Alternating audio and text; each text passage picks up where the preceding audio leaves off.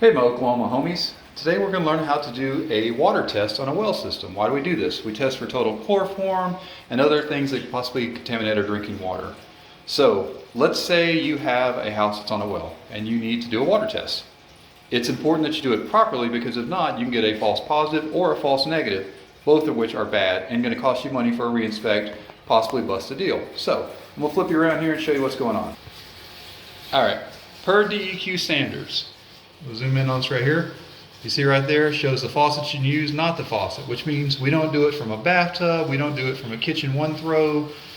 We want to do two faucets because we only want to use the water, or the cold water.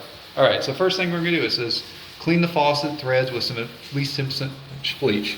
So I did that. You've got to remove the aerator. This is important because contaminants get trapped in here. You got to clean that, take that and remove it. Then you get you some bleach, clean out the tip, good to go there, right? Next thing you're going to do is you're going to run your water for 5 minutes. I've already been running this for 5 minutes because I didn't want to waste y'all's time.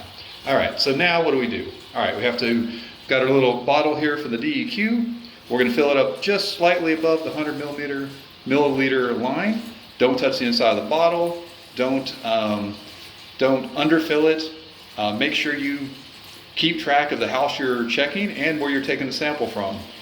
There are standards for taking the sample also. If you take it from an outside faucet, they're going to reject it. So those are important things to remember. So I'm going to pause here for a second while I take the sample, and then we'll be right back.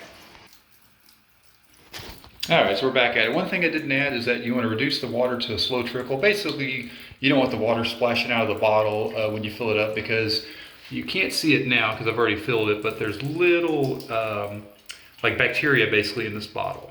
Now, what's that bacteria do? Basically, if it latches on the chloroform, it's going to start growing. Now, earlier I talked about having a false negative. If you wait longer than 48 hours to turn your water sample in, all the bacteria will actually die off, potentially, and then you can end up with a false negative. So you don't want to worry about that, or you don't want to do that. So make sure you take your water sample, you get it turned in within 24 hours, get over DEQ, and then they'll give you an answer within 24 hours.